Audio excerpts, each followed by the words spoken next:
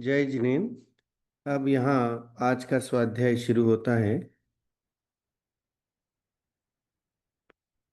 नमो अर्हन्ताणं, नमो सिद्धाणं, नमो आयरीयाणं, नमो वज्रायाणं, नमो लोये सव्वसाहुणं।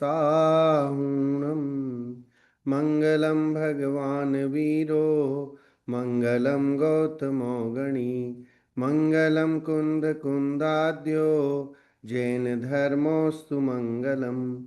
सर्वमंगलमांगल्यं सर्वकल्याणकारकं, प्रधानं सर्वधर्माणां जैनं जयतु शासनं, जैनं जयतु शासनं, जैनं जयतु शासनम्। यस्य स्वयं स्वभावाप्तिर्भावे कृष्णकर्मण, तस्मै संज्ञानरूपाय नमोस्तु परमात्मने। अरहंत सिद्ध सूर्य उपाध्याय साधु सर्व अर्थ के प्रकाशी मांगलिक उपकारी है। तीन को स्वरूप जानी रागते भई जो भक्ति, काय को न माए स्तुति को उच्चारी है। धन्य धन्य तुम ही से काज सब आज भय, कर जोरी बारी बारी वंदना हमारी है। मंगल कल्याण सुख ऐसो हम चाहते हैं, हो मेरी ऐसी दशा जैसी तुम धारी है। हो मेरी ऐसी दशा जैसी तुम धारी है। यह इष्टोपदेश नामक ग्रंथ है जिस पर अपना स्वाध्याय चल रहा है।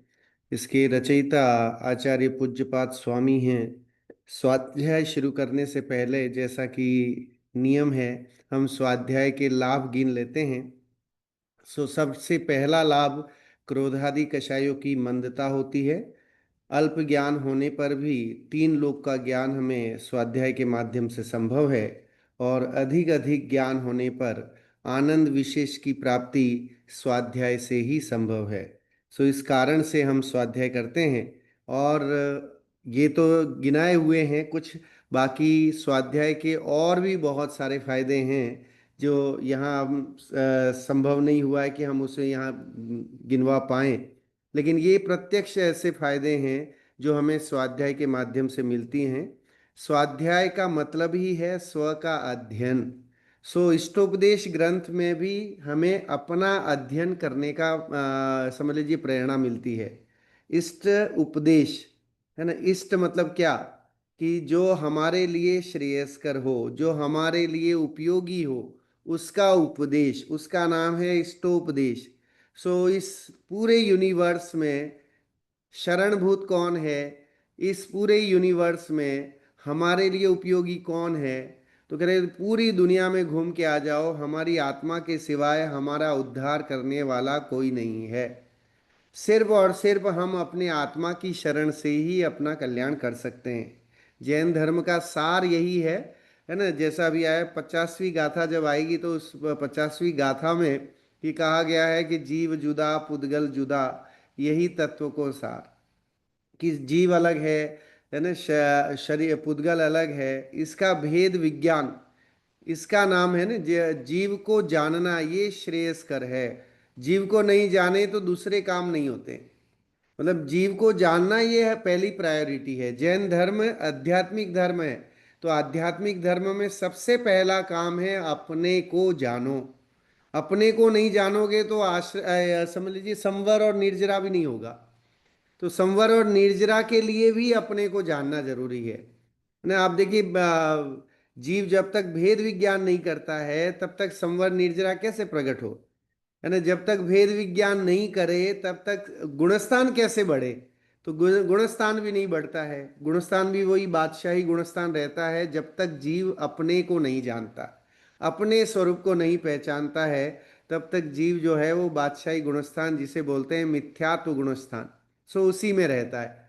फिर जैसे ही वो जीव जुदा पुद्गल जुदा, है ना, इसका भेद, इसका श्रद्धान उसके जहन में आ जाता है, तो वो उसकी पदवी बढ़ जाती है। फिर वो जो है वो अविरत सम्यक दृष्टि कहलाने लगता है, सम्यक दृष्टि हो जाता है। ज्ञानी बोलते हैं, शास्त्रों में ज्ञानी भी कहा है। तो ज्ञानी कौन है? तो कह रहे ज्ञानी बहुत सारे शास्त्र पढ़ने वाला ज्ञानी नहीं है, या शास्त्रों का मर्म समझने वाला ज्ञानी नहीं है, और मर्म को बताने वाला भी ज्ञानी नहीं हो सकता। ज्ञानी वह है जो उस तत्व को वाकई जानता है ना, सही स्वरूप को पहचानता है, सच्चा श्रद्धान रखता है, उसका नाम ज्ञानी है ना। ज्ञानी की परिभाषा जैनिज्म के हिसाब से डिफरेंट है ना। लौकिक में तो ये देखा जाता है कि जिसने बहुत सारी डिग्रियां ले रखी हैं, जिसने बहुत सारा ज्ञान अर्जित कर रखा है, जिसके ज्ञान की वाहवाही दुनिया करती है, उसे हम ज्ञानी कहते हैं। लेकिन यहाँ पर ज्ञानी वो है कि जिसने शास्त्र पढ़े हो नहीं पढ़े हो कोई फायदा, उसका कोई वो नहीं है। जिसको दुनिया की लौकिक व्यवहार की जानकारी है नहीं है वो मायने नहीं रखता है। मायने रखता है कि उसने अपने को जाना कि नहीं जाना, है ना, उसने अपने इष्ट का उपदेश सुना कि नहीं सुना, उसका इष्ट क्या है उसको जाना कि नहीं जाना, वो बहुत जरूरी है। आज भी जो दो गाथाएं हैं, आज का हमारा विषय है 31वीं और 32वीं गाथा के बारे में, उसके मर्म को आज समझेंगे। मजेदार गाथाएं हैं दोनों ही, और उन गाथाओं को समझने से हमें बहुत सारी भ्रांतियां भी दूर होती हैं कि कर्म जो है वो वाकई हमें दुखी करते हैं कि नहीं करते हैं। जैन धर्म के अनुसार जो है वो कर्म को जड़ बताया गया है ना, चेतन नहीं है। लेकिन दुनिया कर्मों को भी चेतन मान के बैठी है, कर्म हमारा बिगाड़ सुधार कर सकते हैं ऐसी मान्यता बैठी है, तो मिथ्या तो गुणस्थान है। सो आज वो भ्रांति भी दूर होगी इस गाथाओं, इन दोनों गाथाओं को पढ़ने से, कि किसका कौन उपकार कर सकता है उसकी चर्चा भी की है, हमें किसका भला करना चाहिए, है ना। इस दुनिया में लौकिक में अगर आप देखें, जो सर्वधर्म संभाव की बात करते हैं, जो दुनिया के और भी जितने धर्म हैं, वो सिर्फ और सिर्फ परोपकार तक आकर के और वहीं पर उनकी इतिश्री हो जाती है ना। एक दूसरे की सहायता करना, अपने परिवार वालों की करना, परिवार से बाहर भी करना, देश वालों की करना, समाज वालों की करना, उसका नाम परोपकार मान रखा है। लेकिन एक्चुअल परोपकार क्या है, उसकी चर्चा भी आज हम इन दो गाथाओं के माध्यम से करेंगे। बहुत ही मजेदार गाथाएं हैं, पढ़ते हैं। देखिए यहाँ शिष्य कहता है कि वे पुद्गल किस प्रकार बंधते हैं। इससे पहले की चर्चा में आया था कि भाई पुद्गल जो है वो, पुद्गल मतलब यहाँ कर्म से लीजिए कि कर्म कैसे जीव के साथ बंधते हैं, कर्मों का और जीव के साथ कैसा संयोग है, कौन सा मतलब उनके साथ एग्रीमेंट है। सो वो एग्रीमेंट यहाँ बताने वाले हैं कि भाई जो है वो पुद्गल किस प्रकार बनते हैं, अर्थात जीव द्वारा पुद्गल हमेशा बंध को प्राप्त होते रहते हैं।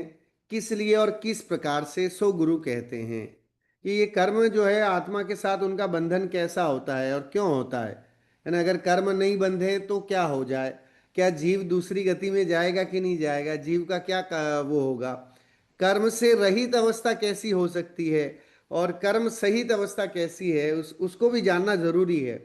अगर हमें सुखी होना है, अगर हमें पूर्ण सुखी होना है, तो कर्म विधान जीव और ये जड़ कर्म जो हैं, इनका जो संधान है आत्मा के साथ या जीव के साथ, उस संबंध या उस एग्रीमेंट को जानना बहुत ज़रूरी है। और उस एग्रीमेंट की चर्चा हमारे शास्त्रों में की हुई है कि भाई जीव जुदा है, पुद्गल जुदा है, ये कभी एक हो नहीं सकते हैं, है ना। अगर आप समय सार की कर्ता कर्म अधिकार पढ़ेंगे तो वहाँ पर इन सारी चीज़ों को वहाँ संबंध भी बताए, वध्य घातक और ऐसे संबंधों की चर्चा कुंद कुंद स्वामी ने वहाँ की है। जीव और आत्मा को भेद ये अपने पुद्गल को भेद करके दिखाने की वो प्रतिज्ञा तक करते हैं। वहाँ समयसार ग्रंथ में कुंद कुंद स्वामी कहते हैं कि मैं हाथ में रखे हुए, है ना, मणि की तरह, जैसे स्फटिक मणि होता है वो आपके हाथ में रखा है, तो अब और किसी एविडेंस की जरूरत नहीं है। अगर आपके हाथ में मोबाइल है तो और किसी एविडेंस की जरूरत नहीं कि yes I have a mobile with in my hand, है ना, कि मेरे हाथ में मोबाइल है। सो ऐसे ही कुंद कुंद स्वामी जो है समय सार में ये प्रतिज्ञा भी करते हैं कि मैं, हे जीवो, हे भव्य जीवो, अगर ध्यान से सुनोगे तो मैं आत्मा दिखा दूंगा तुम्हें, है ना, वो ज्ञानानंद स्वभावी जो आत्मा है उसके दर्शन करवा दूंगा। सो यहाँ भी कुंद कुंद ये समझ लीजिए पूज्यपाद स्वामी हमें इस ग्रंथ के माध्यम से हमारी अज्ञानता को दूर करके हमें ज्ञानी बनाने का जतन कर रहे हैं। वो प्रयास कर रहे हैं कि हम इन गाथाओं को पढ़ करके और सम्यक ज्ञानी बन जाएं, हम अपने सही स्वरूप को पहचान पहचान ले। ये प्रयास है इनकी इन 51 गाथाओं के माध्यम से। पढ़ते हैं, बहुत अच्छी गाथा है। इति अर्थः गुरु आह, है ना, इस अर्थ के लिए गुरु कहते हैं। कर्म कर्म हिता बंधी, जीवो जीव हित स्पृह, स्व स्व प्रभाव भूयस्त्वे, स्वार्थम को वान वांछति। एक संस्कृत की उक्ति है, प्रयोजनम विना मंदोपि न प्रवर्तते। बिना प्रयोजन के मंद मतलब मूर्ख व्यक्ति भी कोई काम नहीं करता है। तो दुनिया में और बाकी लोग जो है वो बिना प्रयोजन के कैसे करें? तो हर कोई पदार्थ, जितने पदार्थ हैं इस यूनिवर्स में, वो स्व स्व, है ना, अपने अपने हित के लिए कार्य करते हैं। सब अपने अपने, सब परिवार अपने अपने भरण पोषण के लिए काम करते हैं, है ना, सब जीव अपना अपना काम देखते हैं। सो उसमें नई बात क्या है? सो नई बात अपन यहाँ आज पढ़ेंगे।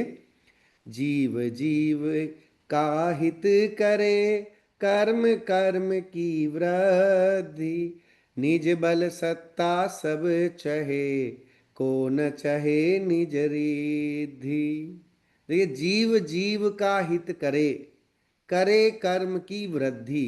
कभी ऐसा नहीं हो सकता कि कर्म जीव का भला कर दे। 8 कर्म मिलकर के जीव को सिद्ध नहीं बना सकते। तो कब, है ना, ये संभव नहीं है।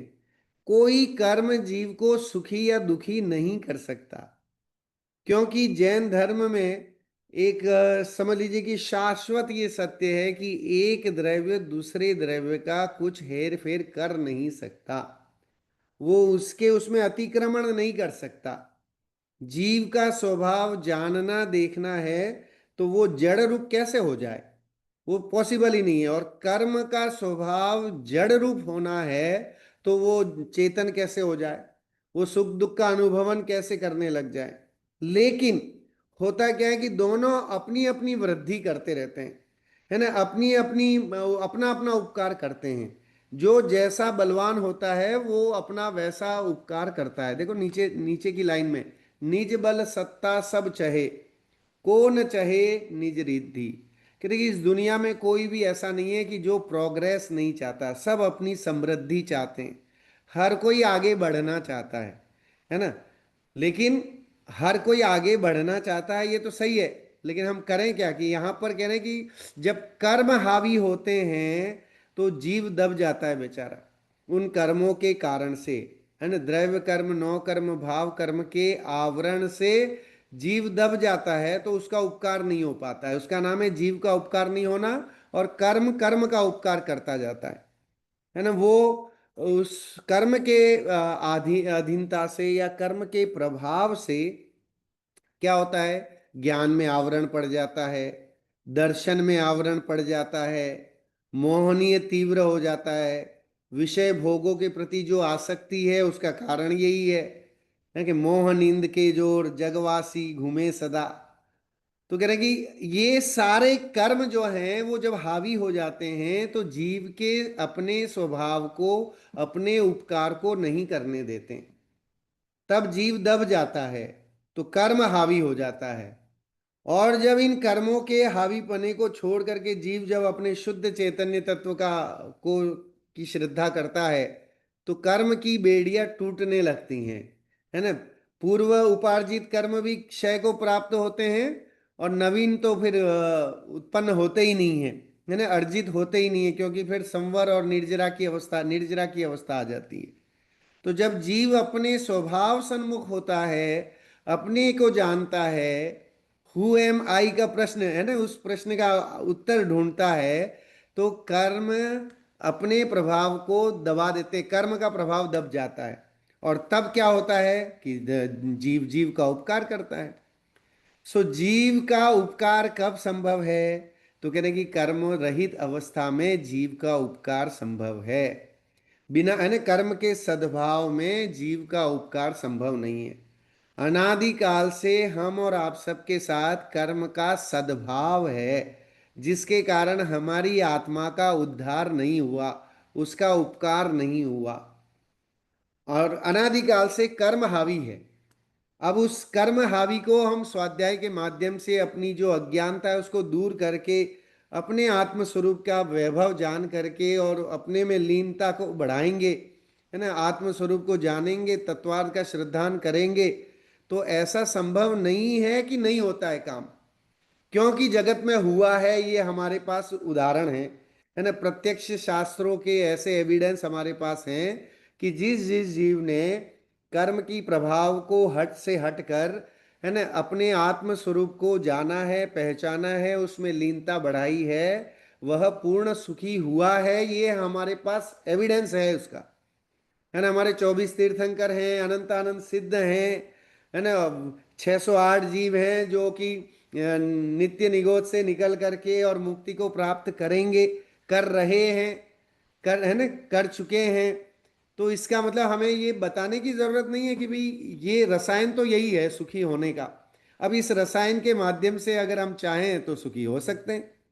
इसके लिए कहीं कोई और भटकने की जरूरत नहीं है कि कोई और वैद्य कोई दवा दे देगा या कोई और कुछ कर देगा। कह रहे जीव जीव का हित करे, कर्म कर्म की वृद्धि, कर्म अपनी वृद्धि करता जाता है, जीव अपना कल्याण करता जाता है। लेकिन जब कर्म हावी होता है तो जीव दब जाता है, जब जीव हावी होता है, हावी होने से मतलब जीव अपने स्वरूप को पहचानता है, तो कर्म स्वयं ही दूर हो जाते हैं, है ना। फिर वो उसके साथ रह नहीं पाते। भाई क्या होता है जब आपको वायरल फीवर हो जाता है, तो आप एक दिन दवाई नहीं लेते हो, दूसरे दिन भी सही नहीं होता है, तो आप डॉक्टर के पास भागते हो। फिर डॉक्टर आपको क्या करता है, एंटीबायोटिक दवाई देता है। एंटीबायोटिक दवाई में क्या है कि उन जीवाणुओं को मारने की क्षमता जो आपके शरीर के अंदर उत्पन्न हो गए, जो बैक्टीरिया, तो जैसे ही आप वो दवाई लेते हैं तो वो बैक्टीरियाज क्या होते हैं, उनको अलग से हटाना पड़ता है कि वो स्वयं ही हट जाते हैं। तो आपने वो दवाई गोली खाई और अंदर जो है उन समझ लीजिए कि जीवों का, बैक्टीरिया का नाश होना प्रारंभ हो जाता है। और जैसे जैसे वो इफेक्ट करती जाती है, आप अपने आप को स्वस्थ अनुभव करने लग जाते हो। सेम फंडामेंटल अपने यहाँ पर है कि जैसे जैसे ये जीव बाह्य पदार्थों को छोड़ के, जड़ कर्मों का आश्रय छोड़ करके और अपने चेतन स्वरूपी आत्मा का अवबोध करता है, तो वह कर्मों के आश्रय को रोक देता है, कर्मों के बंध को रोक देता है। और कर्मों के आश्रय और बंध के रोकने का तरीका है अपने को जानना, स्वयं को पहचानना, है ना, अपना उपकार करना। अनादिकाल से हमने अपना उपकार तो किया नहीं है, हम दुनिया का उपकार करने में लगे हुए हैं। हमने ना बाकी के कार्यों में, कर्मों में लगे हुए हैं, परिवार के लिए नौकरी करने में लगे हैं, पैसा इकट्ठा करने में लगे हैं, उनके बारे में सोचते हैं, उनके भविष्य के बारे में सोचते हैं। लेकिन हम अपने आत्मा के उद्धार के लिए, अपनी आत्मा के भविष्य के लिए कभी सोचते नहीं हैं, क्योंकि कर्म का आवरण पड़ा हुआ है। उस आवरण के कारण से कोई अच्छी बात समझाए तो समझ में नहीं आए, कोई आपको सिखाए तो सीखने के लिए तैयार नहीं हो, है ना। घर में ऐसा होता है कि भाई आप जैसे जैसे बच्चे बड़े होते हैं, आप बच्चों को कितना भी समझा दो तो उन्हें उस समय समझ में नहीं आती है। जब इमीडिएट जब आप समझाते हैं, जब बाद में कभी कोई ऐसी घटना हो जाती है, कोई उनके साथ अहित हो जाता है, कुछ ऐसा हो गया, तो वो फिर आकर के उन्हें गिल्टी फील होती है, आकर के आपसे सॉरी मांगेंगे, माफ़ी मांगेंगे और सारी चीज़ें करेंगे।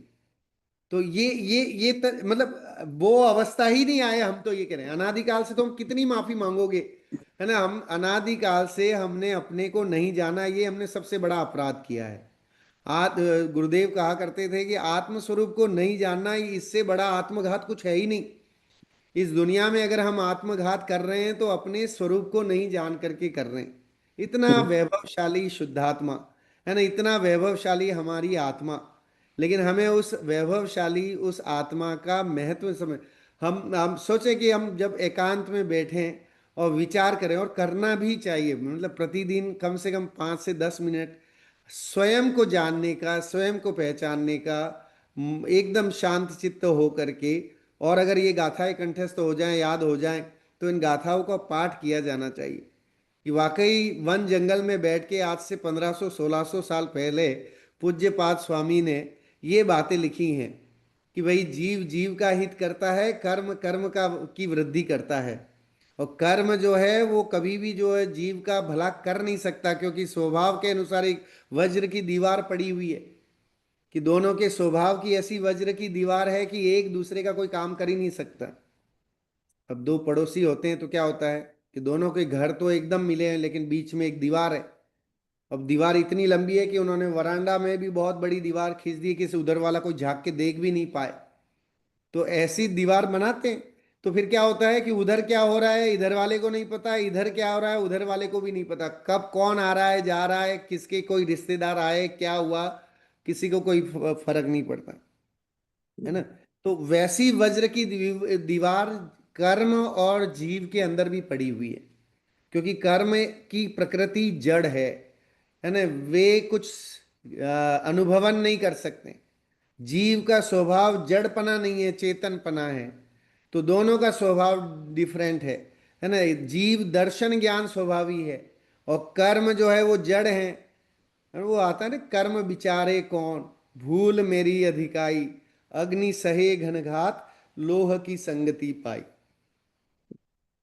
जब अग्नि को कूटा जाता है, तो कब कूटा जाता है, तो कह रहे हैं कि लोहे की संगति मिलने पर। लोहार जो होता है वो अपनी जो भी उसको औजार बनाना होता है तो क्या करता है, लोहे की एक छड़ ले करके उसको आग में झोंक देता है, और वो छड़ एकदम लाल हो जाती है। फिर उसको एक अच्छे वज्र वाले किसी अच्छे उससे ठोकता है, और फिर अपने हिसाब से शेप बनाता है उसको। तो कह रहे हैं कि लोह की संगति पाई, अग्नि सहे घनघात, लोह की संगति पाई। कि अग्नि को चोट खानी पड़ती है क्योंकि उसने लोहे की संगति की। तो ऐसे ही हमने कर्म की संगति की तो हमें अनादिकाल की चोट पड़ रही है, इसका हमें भान नहीं है। सो अनादिकाल की जो चोट है उसका कारण है जीव का जीव स्वभाव नहीं मानना, और जड़ स्वभावी में हूं ऐसा समझ लेना, है ना। जीव और अजीव तत्व संबंधी भूल कर बैठना जिसके कारण अनादि से ये चला हुआ है। देखा आप, वो आता है ना मुनिराजों के बारे में आता है कि वो 90 ग्रैविय तक जाकर के भी जो है उन्हें आत्मभान सही ज्ञान नहीं होने के कारण वहां से भी उन्हें च्युत होकर के नीचे गिरना होता है। सो इसलिए जब तक आत्म स्वभाव, क्योंकि अपने यहाँ देखिए जैन धर्म में धर्म की शुरुआत आत्मभान से मानी गई है कि जीव जिस दिन आत्मभान कर लेगा उस दिन वह जैनी है, उस दिन उन्हें जैन साहब कहलाने लायक है, या उस दिन से उसके धर्म की शुरुआत है।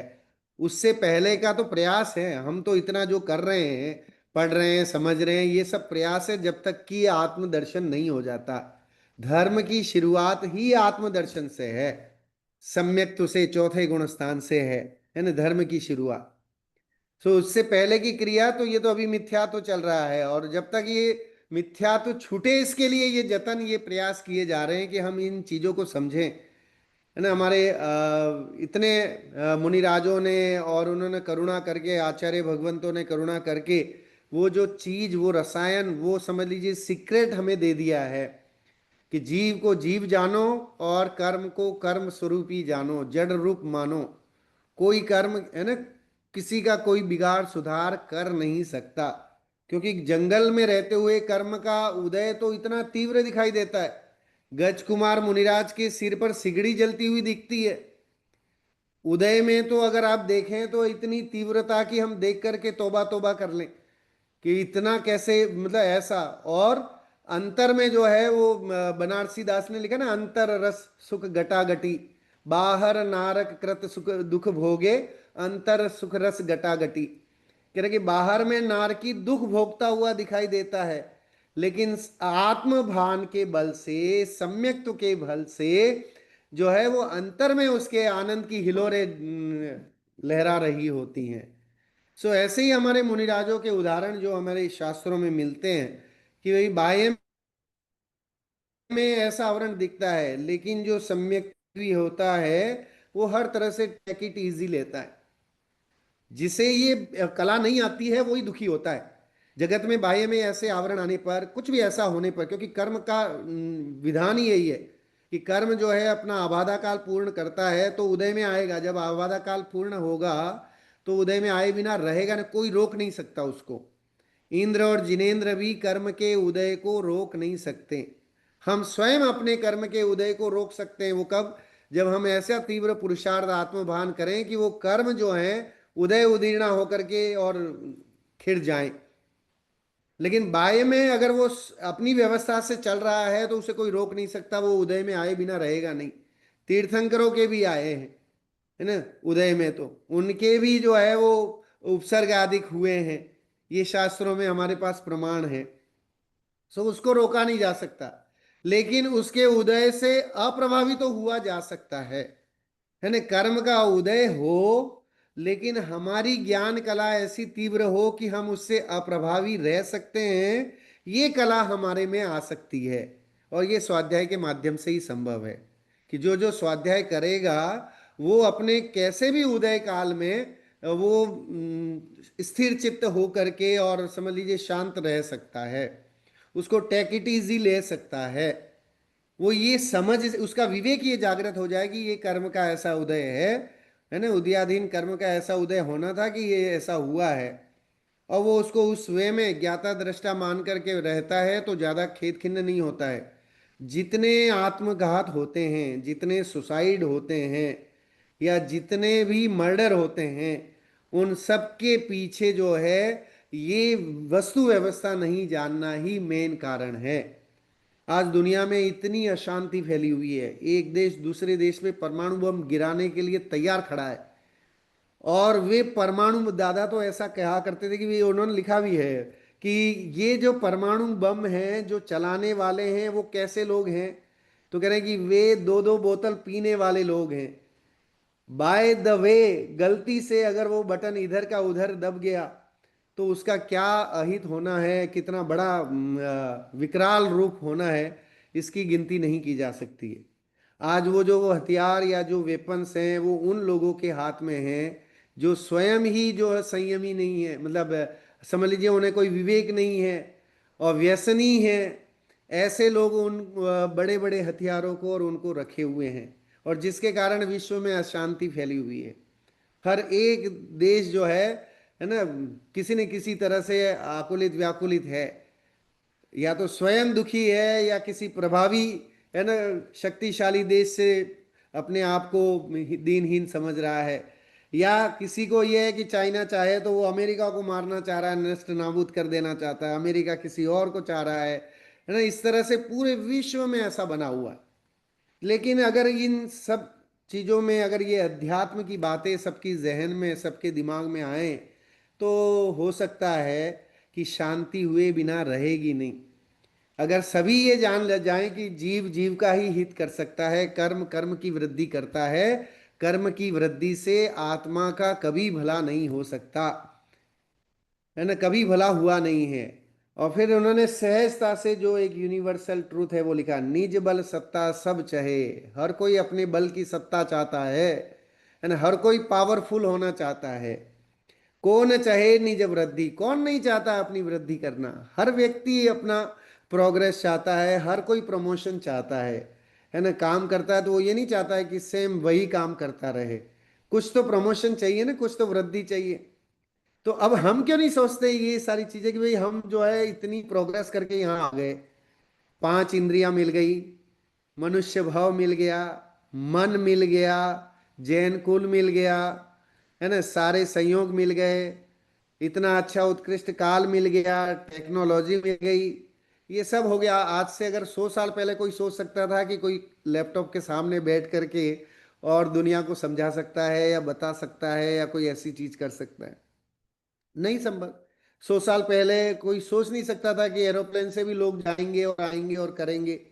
लेकिन आज वो सारी चीजें भी हो रही, है ना, विकास हो रहा। तो इतना सब कुछ होने पर भी अगर हम जो है अपना प्रमोशन नहीं चाहें, तो उसके भाग्य की महिमा नहीं कही जा सकती। तो हमें प्रमोशन चाहिए कि नहीं? तो हमारी आत्मिक अभिवृद्धि हो, हमारा आध्यात्मिक प्रमोशन क्या हुआ, ये हमें देखना चाहिए, है ना। हमने शुरुआत की वहां से लेकर के और अभी तक जितना हमने पढ़ा है, हम यहाँ तक पहुंचे, तो हमारी आध्यात्मिक प्रोग्रेशन क्या है, हमने कितने शास्त्र पढ़े, हमने क्या समझा, हमने उस उन उन चीज़ों को कहाँ कहाँ अप्लाई किया। अगर जीवन में हमें उसको अप्लाई नहीं करें तो उसका पढ़ना नहीं पढ़ना बेकार है। वो कबीरदास जी ने दोहा लिखा ना, पोथी पढ़ी पढ़ी जग मुआ, पंडित भया न कोय, और एके अशीर पीव का पढ़े सु पंडित होए। क्योंकि बहुत सारे ग्रंथ पढ़ने की जरूरत नहीं है, जिसने ईश्वर प्रेम के एक अक्षर को पढ़ लिया उसकी प्रोग्रेस है ना, वो उसकी अभिवृद्धि होती है। तो जिसने आत्मा के एक अक्षर को जान लिया उसकी आध्यात्मिक वृद्धि संभव है। और जो आत्मा के एक अक्षर को नहीं जानता, वो चाहे कितने भी पोथन्ने पढ़ ले, ग्रंथ पढ़ ले, वो उसका सारा जीरो ही है। शास्त्रों में उदाहरण आता है कोल्हू के बेल की तरह, कोल्हू के बेल की तरह पिसता रहा, है ना। तो वो कितनी दूरी गया कि साहब कोल्हू के, इसलिए उसकी आंखों को बांध भी दिया जाता है, वो गोल गोल घूमता रहता है ना। उसकी आंखें बांध देते हैं और घूमता रहता है, घूमता रहता है, लेकिन पहुंचता कहाँ है? तो कह रहे पहुंचता कहीं नहीं है, वो वहीं के वहीं रहता है जहां है। तो ऐसे ही हमारी स्थिति भी यही है कि हम इतना सब कुछ करते हैं, लेकिन हमारी आध्यात्मिक, हमारा प्रोग्रेशन या आध्यात्मिक हमारा जो भी है वो अभिवृद्धि नहीं होती, वो वहीं की वहीं रह जाती है। हम वापस, है ना, इतना सब कुछ पढ़ने के बाद भी कर्म को प्रधान मानने लग जाते हैं, कर्म ही सब कुछ कराते हैं ऐसा मानने लगते हैं, है ना। कर्म बड़े बलवान हैं ऐसा मानने लग जाते हैं, और अपने आप को दीनहीन पामर मान करके, और एकदम ही कि हमसे तो हो ही नहीं सकता, ये काम हमारा नहीं है, ऐसा सोच करके हम बैठ जाते हैं। ये काम तो मुनिराजों का है साहब, सम्यक तो प्राप्त करना मुनिराजों का काम है, लेकिन सम्यक तो गृहस्थ भी बैठे बिठाए, है ना, प्राप्त कर सकता है। और बनारसी दास जी ने तो 6 महीने का दावा किया है कि अगर 6 महीना आप बनारसी दास जी की बात मान लो नाटक समय सार में, तो वो आपको सम्यक दृष्टि बना के छोड़ेंगे। तो अगर सम्यक दृष्टि बनना है तो उसके लिए तो भेद विज्ञान, ये जो तत्व ज्ञान है उसको जानना जरूरी है। एक वो उदाहरण आता है बुढ़िया का, कि बूढ़ी अम्मा की सुई खो गई या अंगूठी खो गई, जो भी, इसकी अंगूठी खो गई समझ लीजिए। अब वो अंगूठी ढूंढने के लिए जहाँ लाइट थी वहाँ ढूंढने लगी। तो आते जाते किसी सज्जन ने पूछा कि अम्मा क्या हो गया, क्यों इतनी आकुलित व्याकुलित हो रही हो? तो अम्मा ने बोला कि बेटा अंगूठी जो है वो गिर गई है। तो उन्होंने मुझे कहाँ गिरी थी? तो कह रहे हैं वो उधर घर के पिछवाड़े में वहाँ गिर गई थी। तो कह रहे हैं यहाँ क्यों ढूंढ रही हो? तो कह रहे हैं यहाँ लाइट का उजाला है इसलिए मैं यहाँ ढूंढ रही हूँ। तो सेम वही स्थिति हमारी है कि हम सुख खोजने के लिए सुख ढूंढ कहाँ रहे हैं। तो करेंगे हम सुख जो है वो कर्माधीन मान करके, कर्म की अभिवृद्धि से आकुलित व्याकुलित होकर के, जड़ पदार्थों में, पुद्गल पदार्थों में सुख की अभिवृद्धि मानते हैं कि इन पदार्थों से सुख होता है, ये मटेरियलिस्टिक जितनी चीजें हैं उनसे हम सुखी हो सकते हैं, ये मान के बैठे हैं। अगर जैनिज्म पढ़ना है, जैन उत्कृष्ट जैन धर्म की गहराइयों में जाना है, तो जैन धर्म तो यही कहता है कि ये सारा जो मोह माया है, ये बंधन जितना है, वो सारा जो एक एक शब्द में उसको लिख दिया है, और वो शब्द है पुद्गल, है ना। वो जीव नहीं है। हम हर सिचुएशन में अगर ये चीज याद रखें, जब भी कोई ऐसी घटना होती है हम कहते हैं ये तो पुद्गल है ना, तो समझ में आ जाएगा कि मैं जीव नहीं हूं, मतलब मेरे स्वभाव का काम नहीं हो रहा है। किसी ने आपकी इंसल्ट कर दी, समझ लीजिए वो पुद्गल है ना। कि आपका भला नहीं हुआ, आपका प्रॉफिट नहीं हुआ, समझ लीजिए पुद्गल है। किसी ने आपका कहना नहीं माना तो समझ लीजिए वो पुद्गल है। क्योंकि पर जीव भी आपके लिए तो पुद्गल ही है। सिर्फ मेरा अपना स्वयं शुद्धात्मा जो आत्मा है उसकी मुझे तो परवाह करनी है। मैं दुनिया की परवाह करने लगूंगा तो कभी भी जो है मैं सुखी नहीं हो सकता, है ना। दुनिया की परवाह करना मतलब मेढक तोलने जैसा है। मेढक, मेढकों को तोला जा सकता है? एक तराजू में मेढक रख करके आप तोल लें कि 1 किलो है कि 2 किलो है? कि भाई आप जब रखने जाओगे तो एक इधर भागेगा एक उधर भागेगा, और आप कभी तोल ही नहीं सकते। तो ऐसे ही दुनिया की परवाह करने वाला जो है वो कभी सुखी हो ही नहीं सकता, वो मोक्ष के मार्ग में नहीं बढ़ सकता। आप देख लीजिए, जितने भी उदाहरण है, एग्जाम्पल देखना। 2400 तीर्थंकरों ने अपनी परवाह, है ना, परिवार वालों की परवाह की होती तो आज तीर्थंकर नहीं बनते। नेमिनाथ ने राजुल की परवाह की होती तो क्या हाल होता, है ना। तो आप सोचें हम कि हमें परवाह किसकी करनी चाहिए, उसकी चर्चा आगे गजब की गाथा है वो उसमें आएगी, करेंगे। अभी भावार्थ पढ़ते हैं। अनादिकाल से इस जीव को कर्म के साथ संबंध है ना। अनादिकाल से हमारा कर्म के साथ संबंध है, एग्रीमेंट है। जब से ये जीव है तभी से कर्मों का बंधन इसके साथ, द्रव्य कर्म, नौकर्म, भाव कर्म की श्रृंखला चली आ रही है। जीव परिणाम करता है, राग द्वेष रूप परिणाम करता है, उसके फल से द्रव्य कर्मादिक का आश्रव होता है, और आश्रव या बंध होता है, और फिर उसके उदय में नौ कर्मादिक पदार्थ हमें मिलते जाते हैं। तो ये परंपरा अनादिकाल से चली आ रही है।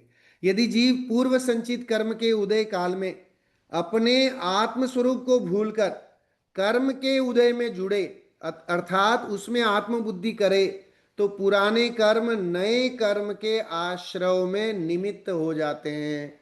गजब की बात है ये। भी पुराने जो कर्म हैं वो भी नए कर्म के आश्रव का कारण कब बनते हैं, कि हम आत्म स्वरूप को भूलते हैं, है ना। और हम क्या करते हैं कि भाई, जब भी अब पूर्व संचित कर्म के उदय काल में अपने आत्म स्वरूप को भूल जाते हैं और कर्म के उदय से जुड़े रहते हैं, है ना। कर्म का उदय जैसा है, शुभ है तो शुभ रूप हो जाते हैं, अशुभ है तो अशुभ रूप हो जाते हैं। साता है तो सुख का अनुभवन करने लगते हैं, असाता है तो दुखी हो जाते हैं, है ना। जरा सा नुकसान हो जाए, शेयर मार्केट गिर जाए तो लोग आत्महत्या तक कर लेते हैं, है ना। नींद हराम हो जाती है। तो कह रहे हैं कि असाता होने पर दुखी हो जाता है, साता होने पर सुखी हो जाता है, समभाव रहता नहीं है। और जैन धर्म का जो पिलर है वो समभाव पे टिका हुआ है, साम्य भाव, है ना। सब में, हर सिचुएशन में हम मैं समता भाव धारण करूं। सो समता भाव जो है उससे धर्म की अभिवृद्धि से, जो साम्य भाव रखता है वो आत्मज्ञानी बनता है। सो पुराने कर्म जो हैं वो भी नए कर्म के आश्रय का कारण होते हैं, अपने आत्म स्वरूप को नहीं जानने के कारण। जब जीव कर्मोदय से जुड़ता है तब कर्म की बलजोरी होती है ना। अब जीव कर्मोदय से जुड़ जाता है, वही बोलो ना, शुभ में शुभ सुखी हो जाता है, अशुभ में दुखी हो जाता है। तो इसका मतलब है कि हम कर्म के बल से जुड़ गए हैं, है ना। हम सुख दुखी हो रहे हैं, इसका मतलब हमारा, हमारे उसमें कर्म हावी है। अभी हमारे साथ क्या है कि कर्मों का जोर ज्यादा है। हम कर्मों ने आत्मा को जकड़ रखा है ना, उसका आवरण बना हुआ है।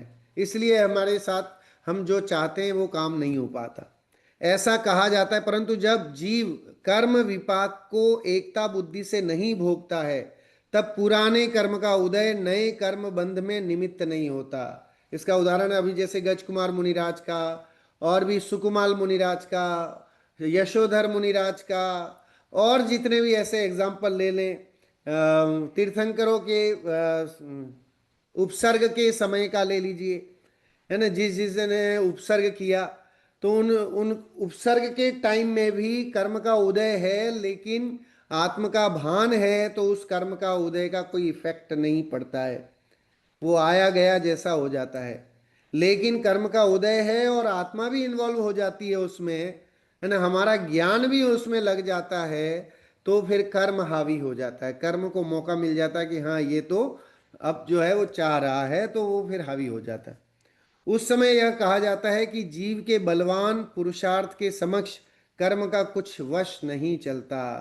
तब ये कहा जाता है कि कर्म बलवान था, लेकिन जीव का अपना स्वभाव, अपने आत्म स्वभाव के सन्मुख होने के कारण से कर्म उस पर कोई इफेक्ट नहीं कर पाया।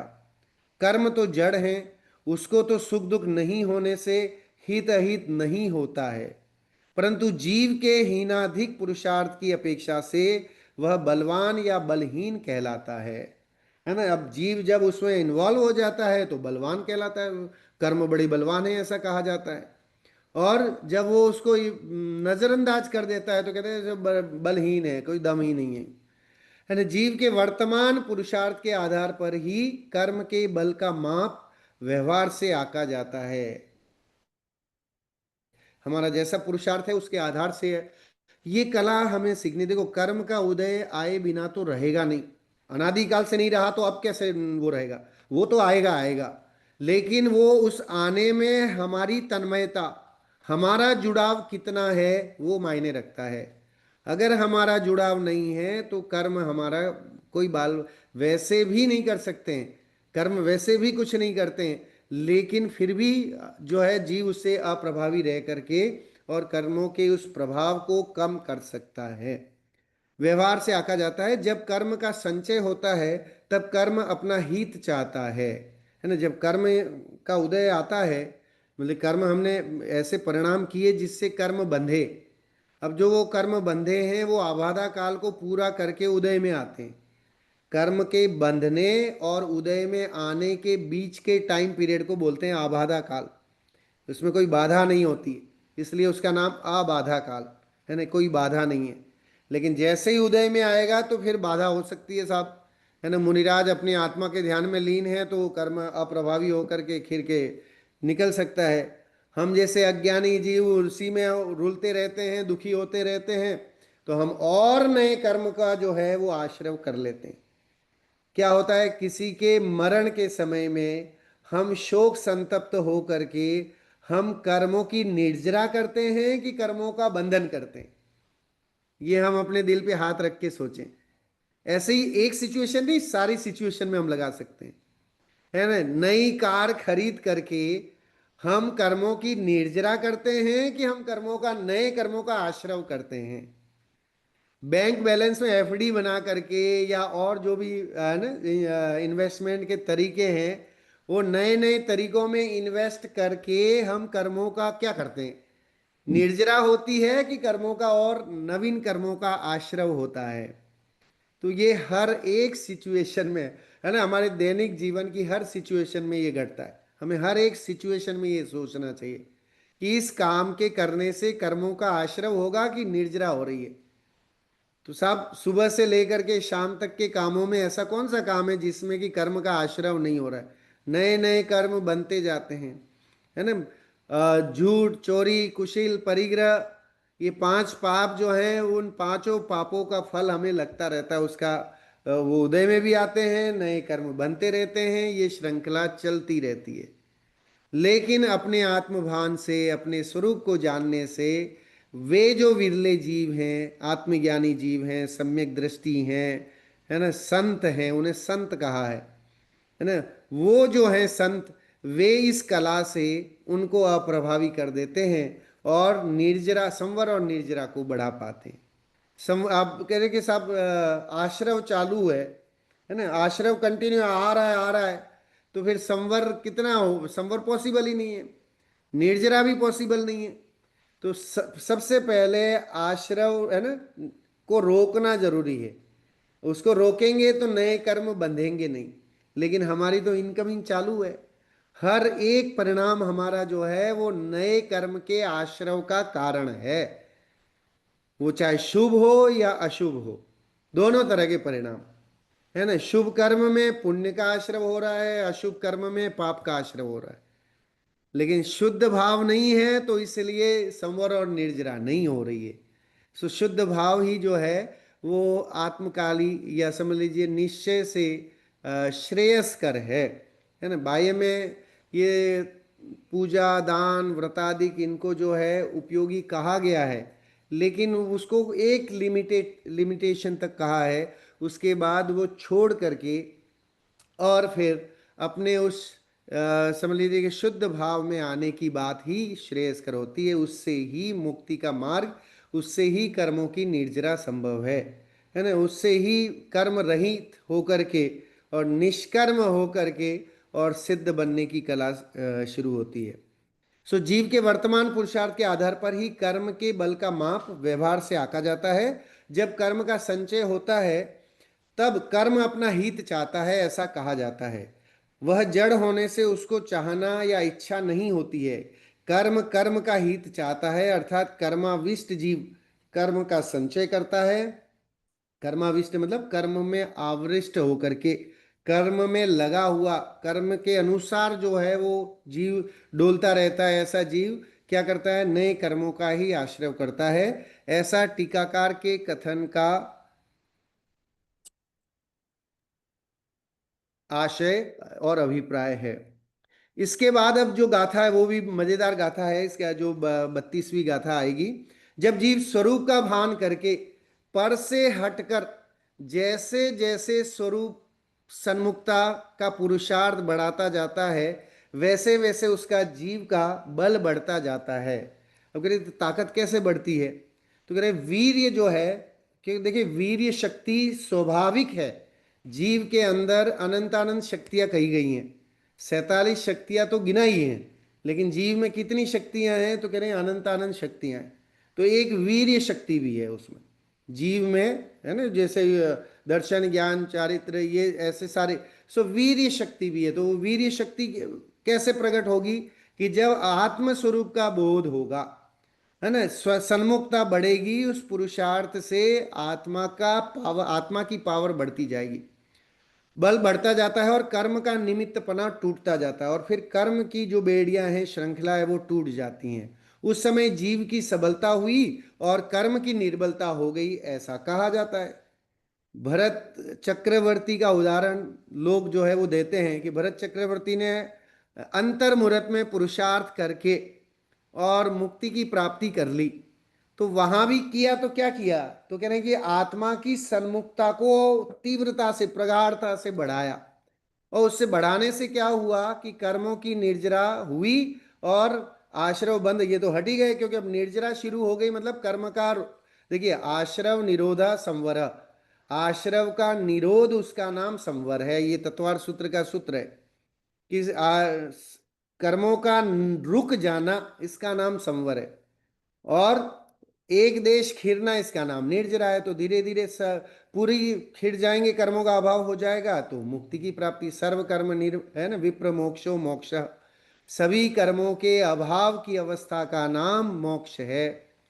तो ऐसे ही जीव की सबलता कब कही जाती है? कि जब कर्म की बेड़ियां टूटने लगती हैं, कर्म जो है वो निर्बल हो जाते हैं, तो तब जीव जो है अपना उपकार करने लग जाता है।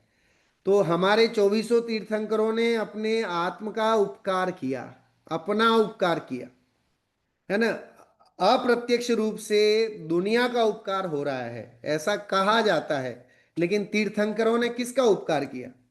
जनरली ये होता है कि भाई तीर्थंकर का, तीर्थंकर नाम कर्म प्रकृति तब होती है जब वो देशना देते हैं, है ना। कोई तीर्थंकर तीर्थंकरत्व तो नाम कब पाता है? तो कह रहे कि जब वो देशना, उनकी वाणी खिरती है, उससे जगत के जीवों का कल्याण होता है। लेकिन वो कल्याण का तो उनको कोई दरकार ही नहीं है। उन्होंने तो अपना उपकार किया, सिर्फ सिर्फ और सिर्फ उन्होंने अपना उपकार किया है। आपके उपकार को उनको कोई लेना देना नहीं है।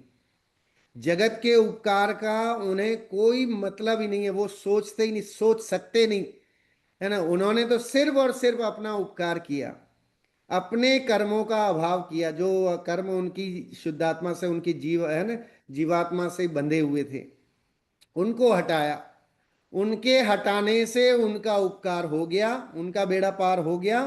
लेकिन उनको देख देख करके, उनकी वाणी सुन करके अन्य जीवों ने भी वैसा पुरुषार्थ किया और अपनी आत्मा की सबलता को बढ़ाया, आत्मा के पावर को बढ़ाया, तो उन्हें भी फायदा हो जाता है।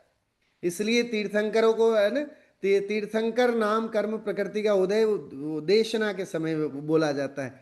वो उनकी वो तो सहज प्राकृतिक व्यवस्था है, उसमें उन्हें कुछ करना नहीं है। वो प्राकृतिक व्यवस्था है कि वैसी जीवों के कल्याण, क्योंकि उन्होंने 16 कारण भावनाएं भाई थी, जीवों के कल्याण की भावना के अनुरूप वैसी व्यवस्था बनी हुई कि जीव उनकी वाणी को सुनेंगे और उनसे, है ना, कईयों का कल्याण होगा। लेकिन उन्होंने क्या किया कि उन्होंने सिर्फ और सिर्फ अपनी आत्मा को देखा, है ना। बड़े स्वार्थी थे हमारे 24 तीर्थंकर, देखा जाए तो बड़े सेल्फिश थे। क्यों? क्योंकि उन्होंने अपना उपकार देखा, और वास्तव निश्चय से जो अपना उपकार करता है वो ही दूसरों का उपकार कर सकता है। ये शाश्वत सत्य है, मतलब ये लिखा जाना चाहिए। कि जो अपना उपकार करता है वही दूसरों का उपकार कर सकता है। जो दूसरों का उपकार करने की भावना रखता है वो, उसका अपना उपकार तो कभी होना नहीं है, दूसरों का भी नहीं हो सकता है।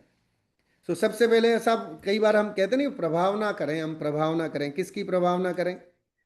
तो कह रहे कि आप, है ना, हर जगह जाकर के दूसरों की प्रभाव ना करें। गुरुदेव कहा करते, गुरुदेव क्या अपने शास्त्रों में यही बात है कि प्रभावना स्वयं से हो, है ना, स्वयं के जीवन से, स्वयं के आचरण से, स्वयं के विचार धारणा से, आपकी बात सुन करके, आपके आचरण को देख करके स्वयं में भी लोग जो है वो प्रभावित हो जाएं और वो समझ जाएं कि ये जैन साहब हैं, ये रात्रि भोजन नहीं करते हैं, ये जमी कंद नहीं खाते हैं, ये कभी झूठ नहीं बोलते हैं, ये अन्याय अनीति का उपयोग नहीं करते हैं, है ना, इस तरह का, ये कभी किसी के साथ चीटिंग नहीं करते हैं। ये उन आपके व्यवहार से सामने वाले जो भी आपका कलीग है, आपका पड़ोसी है, आपका रिश्तेदार है, आपका साधर्मी है, आपका जो भी हो, जिसके साथ आपके रिलेशन है, वो समझ जाए तो समझ लीजिए सच्ची प्रभावना हो गई। और उसको समझाना पड़े कि भाई मैं ऐसा हूँ, हमारा जैन धर्म ऐसा है ना, हम लोग रात को नहीं खाते हैं, और ऐसा में हम बताते हैं हम चोरी नहीं करते हैं, हम जो है वो किसी के साथ अन्याय अनीति नहीं करते हैं, हम किसी के साथ चीटिंग नहीं करते हैं, आप कितना भी बोलो तो वो प्रभाव नहीं होना है। प्रभाव जो है वो आपके उस आचरण से, आपके बोलने से, आपके हाव भाव से, आपके बॉडी लैंग्वेज से, आपके व्यवहार से, है ना, उससे सहज ही पता चल जाएगा। सो अब किया क्या कि मैंने अपना आचरण सही किया, मैंने रात्रि भोजन नहीं किया, मैंने अन्याय अनीति का पालन नहीं किया, मतलब उपयोग नहीं किया, मैंने किसी के साथ चीटिंग नहीं की, मैंने हमेशा सत्य बोला। तो किसने क्या किया? तो मैंने अपना उपकार किया। लेकिन मेरे इन गुणों से बाह्य के और मेरे जो कलीग हैं, है ना, और वो रिश्तेदार हैं, मेरे साधर्मी हैं, वो जानते हैं कि साहब नीतीश जी बहुत अच्छे हैं, या ये अच्छे हैं, या फला, है ना, ये अच्छे हैं। तो वो उससे क्या हुआ, उनका भले हो जाए कल्याण, वो देख करके, और वो बाकी का और छोड़ दे तो छोड़ दें, उससे मेरा फायदा नहीं, मेरा फायदा तो अपने, है ना, अपनी शुरुआत करने से है। तो मुझे अपनी शुरुआत करनी है। जब जीव स्वरूप से च्युत होकर पर की ओर का, कर्म निमित्तादि की ओर का झुकाव करके पर के साथ एकता बुद्धि रूप विपरीत पुरुषार्थ करता है, तब वह स्वयं कर्म के वश हो जाता है। देखिए, कर्म के वश होने का तरीका भी मतलब बता दिया कि कैसे हम कर्म के वश में होते हैं, कि हम पर के साथ हमारी एकता बुद्धि होती है। विपरीत पुरुषार्थ, अभी जितना भी पुरुषार्थ हो रहा है वो हमारा विपरीत पुरुषार्थ है ना। आप देखिए, विपरीत पुरुषार्थ क्यों है? क्योंकि संसार बढ़ाने का कारण है, कर्मों के आश्रव का कारण है, परिवार के पालन पोषण की जिम्मेदारी कर्मों के आश्रव का कारण है कि निर्जरा का कारण है ना। अधिक से अधिक कमाने की भावना, ये कर्मों के आश्रव का कारण है कि निर्जरा का कारण है। प्रमोशन की चाह, ये कर्म की निर्जरा का कारण है कि आश्रव का कारण है, ये हमें सोचना है। तब वह स्वयं कर्म के वश हो जाता है। उस समय जीव की निर्बलता और कर्म की उस काल में सबलता है, ऐसा कहा जाता है ना। जीव ही खुद जाकर के कर्म से ऐसे मतलब उसमय हो जाता है, तो कर्म हावी हो जाते हैं। पर के साथ देखिए, अब वर्गणाएं जो हैं वो खचाखच भरी हुई हैं। कारमाण वर्गणाएं जो, है ना, कारमाण शरीर का निर्माण कराती हैं, सो कारमाण वर्गणाएं खचाखच भरी हुई हैं। जीव के भाव करने की देरी है, और वे द्रव्य रूप में बनने को तैयार खड़ी हैं। आप भाव करो और वो द्रव्य रूप में बने, और आपके साथ संयोग संबंध बन जाएगा, उनका उनका एग्रीमेंट हो जाएगा, कॉन्ट्रैक्ट बन जाएगा 11 महीने का। या जितने भी हम होता है ना कि किराएदार होता है तो 11 महीने का कॉन्ट्रैक्ट बनाते हैं। लेकिन इसका तो आपका कॉन्ट्रैक्ट अब पता नहीं कितना होगा, काल अवधि के अनुसार हम नहीं कह सकते कि कितना होगा। लेकिन हो सकता है वो बहुत लंबा जाए, हो सकता है जल्दी में उदय में आ जाए, वो डिपेंड करता है उनके जो भी आबादा काल का जो टाइम पीरियड है, उनके द्रव्य क्षेत्र काल भाव के हिसाब से। पर के साथ एकता बुद्धि आदि होने पर जीव को राग द्वेषादि होते हैं। उन राग द्वेषादि के निमित्त से स्वयं कर्म बंध होता है। सो राग द्वेष करते हैं तो उससे कर्म का बंधन होता है। कर्म का आश्रम होने का कारण है राग द्वेष। उससे कर्म अथवा निमित्तों का कोई दोष नहीं है। कर्म का सबलपना या निर्बलपना कहना व्यवहार का कथन है। देखिए दोनों बात यहाँ क्लियर कर दी है कि कर्म मतलब सबल हो गया तो मतलब निश्चय से तो कर्म कर ही नहीं सकता, वज्र की दीवार पड़ी हुई है। निश्चय की दृष्टि से कर्म बिचारे कौन, भूल मेरी अधिकाई, है ना, कि कर्म कर ही नहीं सकता, कर्म किसी का कोई बिगाड़ सुधार नहीं कर सकता। लेकिन जब जीव जो है वो अपनी एकता बुद्धि बढ़ाता है उन कर्म के उदय के समय में, तो वहां पर फिर वो कर्म का सबलपना या निर्बलपना जो है वो देखने में आता है। समय तो हो गया है, ये गाथा लेनी थी लेकिन गाथा को पढ़ लेते हैं, इसका मर्म समझ लेते हैं, फिर आगे जैसा भी रहेगा इसको और अपन व्याख्या करने की कोशिश करेंगे। पढ़ते हैं गाथा। परोपकृतिम उत्सृज सोपकार परो भव, उपकुर्वन् परस्याज्ञो दृश्यमानस्य लोकवत्, अतः प्रगट देहादिका मूढ़ करत उपकार, सज्जनवत बन यह तज जिय कर निज उपकार। तू लोक के समान मूढ़ होकर दिखने में आते पर पदार्थों का उपकार करता है। तू पर के उपकार की इच्छा छोड़कर अपने उपकार, है ना, अपना अपनी आत्मा का उपकार, अपनी उपकार में तत्पर हो। यहाँ 32वीं गाथा में पूज्यपाद स्वामी कहते हैं कि दुनिया के धंधे को छोड़ दो, दुनिया में क्या हो रहा है नहीं हो रहा है, किसका क्या होगा उसकी परवाह करोगे तो तुम्हारी परवाह रह जाएगी। सबसे पहले तुम अपनी परवाह करो। वो आप जब फ्लाइट में जाते हैं तो एयर होस्टेस जो है वो बोलती है, जब डेमोस्ट्रेशन देती है तो वो कहती है कि पहले आप अपना जो ऑक्सीजन मास्क है वो पहले आप अपना लगाना, फिर बगल वाले का जो है वो लगाने में हेल्प करना। पहले ये मत करना कि बगल वाले की हेल्प करोगे तो तुम रह जाओगे।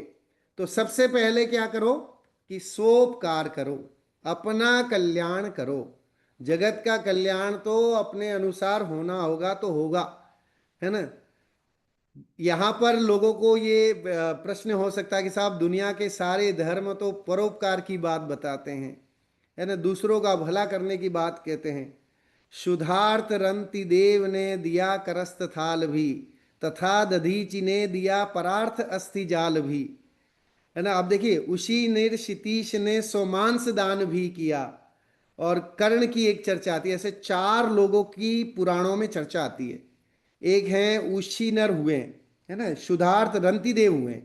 रंति देव को 47 दिन जेल में बंद रखा गया और उसके बाद उनको निकाला गया और उन्हें भोजन का थाल दिया गया, और तुरंत ही सामने एक भिखारी आ गया, उसने कहा महाराज मैंने भी खाना नहीं खाया है।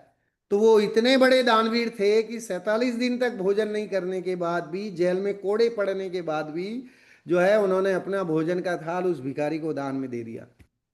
दधीची एक ऋषि का वर्णन आता है पुराणों में, उन्होंने अपनी हड्डियां, वज्र की हड्डियां हो गई थी उनकी तपस्या करते करते, तो इंद्र को उन्होंने अपनी हड्डियां भी दान में दे दी, है ना। उसी नीर क्षितीश ने तथा दधीची ने दिया परार्थ अस्थि जाल भी, अस्थि मतलब हड्डियां, हड्डियां भी दान में दे दी थी, इतने बड़े दानवीर थे।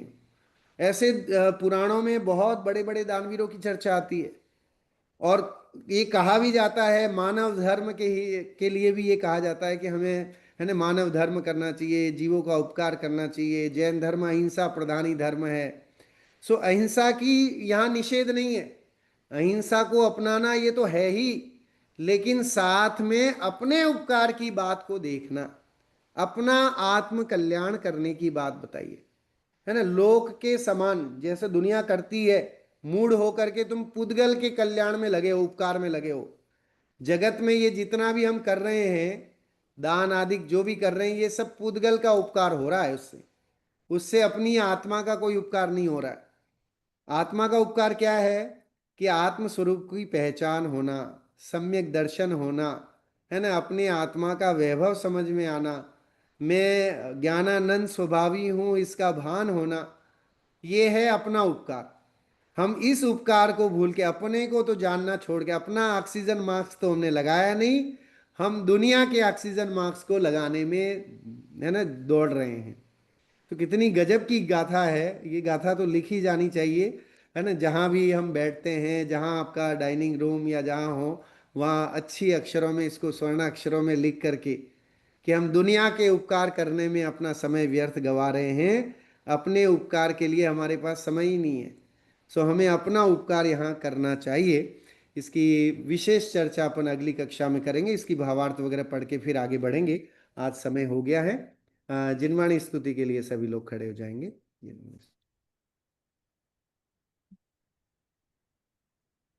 मिथ्यात्म नाश वे को ज्ञान की प्रकाश, वे को आपा पर भास, वे को भानु सी बखानी है।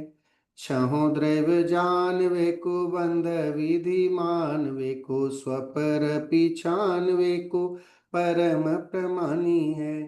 अनुभवताय वे को जीव के जताय, वे को काहू न सताए, वे को भव्य उर आनी है। जहाँ तहाँ तार, वे को पार के उतार, वे को सुख विस्तार, वे को यही जिनवाणी है। हे जिनवाणी भारती, तो ही जपो दिन रैन, जो तेरी शरणा गए, सो पावे सुख चैन। जिनवाणी के ज्ञान ते सूझे लोकालोक, सो वाणी मस्तक नमो सदा देत हूँ भोग। सभी 9 बार नमोकार मंत्र का जाप करें।